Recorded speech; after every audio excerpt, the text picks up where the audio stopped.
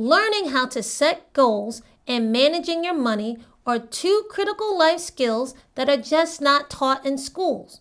Once I learned how to mix these two skills together, the quality of my life increased dramatically. Not only was I able to pay for a 150-person wedding in New York City only with cash, I was able to travel over 30 countries without relying on a credit card and quit a job I didn't like and live only off my savings. Hi, I'm Nicole, one half of the Wealth Twins, and if you want to learn how to set personal finance goals and make this your best year ever, keep watching this video because today I'm going to share with you my 5-step process on not only how to set financial goals, but also how to prioritize, execute, and also track them with an easy system. So if that sounds good to you, hit that like button and let's get started. At a high level, my process for setting personal finance goals can be broken down into 5 major steps. Everything that I'm speaking about today and teaching you today can be done with pen and paper, or it can be done on your phone, Google Sheets, or Excel. I think the best way to actually go into detail about each one of the steps would be to actually do a step-by-step tutorial where I show you exactly how to perform each and every one of the steps in this process. Since my handwriting isn't the best, I think it's a great idea for me to head over to the computer and show you exactly what I mean by using Google Sheets to start setting some personal finance goals. Now, the first step in our process is to brainstorm. I want you to give yourself 30 minutes to write down anything you can think of, and I mean anything you can think of when it comes to money goals. Think about your dreams and also anything that is weighing on your mind that you just want to get off your plate. The reason I want you to also write the things down that are nagging you is because these issues are the ones that are holding you back from actually designing a life that you truly want. So let's get a timer out and write down as many goals as you can. So for our example, let's write some things down. First money goal that we should try to accomplish would be save $10,000. Maybe we want to buy a house, pay for a wedding in cash, take a 2-month vacation. I told you, you got a dream. Pay back school loans, pay off credit card debt, and start investing in the stock market. Now, once you have your list, and you can do this for as long as you can within that 30-minute time frame, put down anything you can think of. Once you have your list, the next part of the process starts, which is prioritizing. Now, when it comes to prioritizing, you don't have to do anything that's too difficult for you to understand.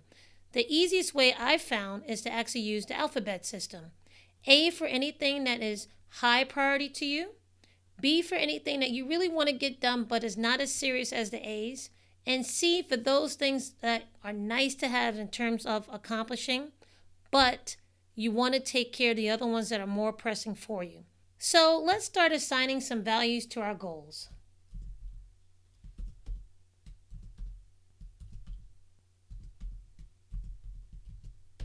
Once we have assigned a priority to each one of our goals, is now time to move on to the third part of the process.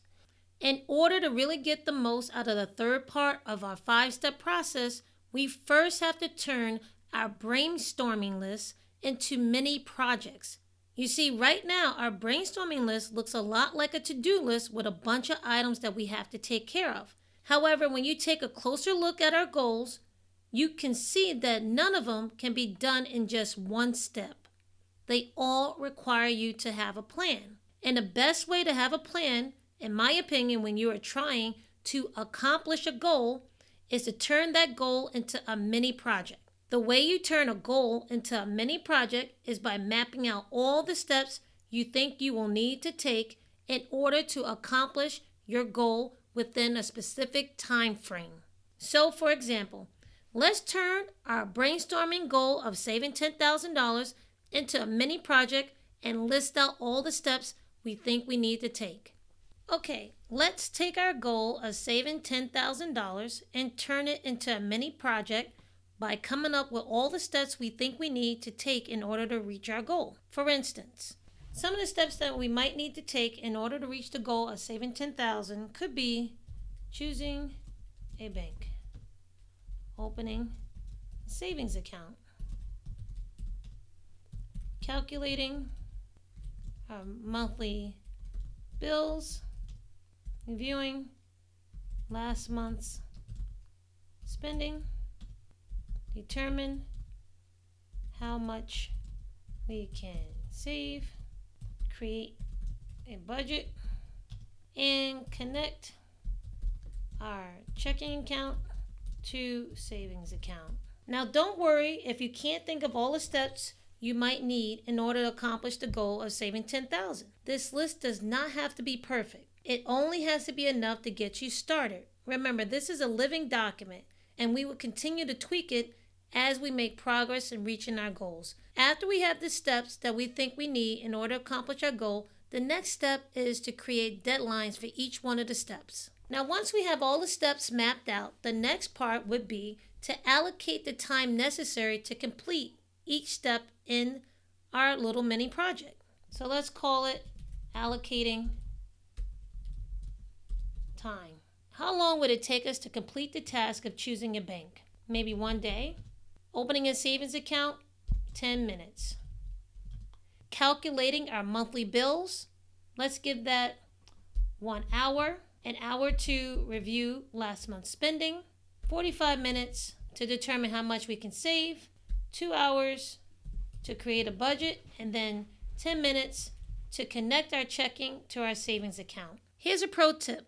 In order to avoid procrastination, anything you can get done in an hour or less, take the time out and actually accomplish that task. It will move you forward when it comes to accomplishing your goals. Now, once you allocated the time you believe it will take to complete a task, you will then need to add a deadline so that you have a schedule that you can measure and monitor. Now, the deadlines are up to you, but if you want to see some amazing results by next year, it's best to group your mini projects and then see how many steps you can complete in a 3-month interval for each one of your mini projects. Now, beware of trying to handle too many projects at once, because you might end up having to try to complete too many steps in such a short time frame. To make it easier for yourself, try not to handle more than 2 projects at a time and see how many projects along with the steps that you can accomplish in 1 full year. So, for example, our saving 10,000 mini project along with the allocating the times that we have, let's put some deadlines on this. Pretend that we're starting off in January, right? So this first task should be done by February. The next should be done by March. The other one could be done, this next one could be done by January, and so forth. We're just going to put down some dates that are within the first 3 months of the year and see how many we can actually accomplish before the first quarter of the year is complete. The last step of our process is to review. Once a week, sit down and review your mini projects along with the steps. Check out the steps that you have completed, mark the ones you have issues with, and also feel free to add any tasks you believe that are missing in order for you to reach your goal. After you review and you have modified your sheet, keep the momentum going by knocking off the new task on your list. If you perform this 5-step process on a consistent basis, I promise you will reach all of your personal finance goals. So get to brainstorming and make this your best year ever. If you enjoyed this video, please subscribe to the channel and also consider joining our private community. It's called the Wealth Pack, and we share all about money and investing to help others achieve financial independence. If you think that's something you want to hear more about, check the link in the description below.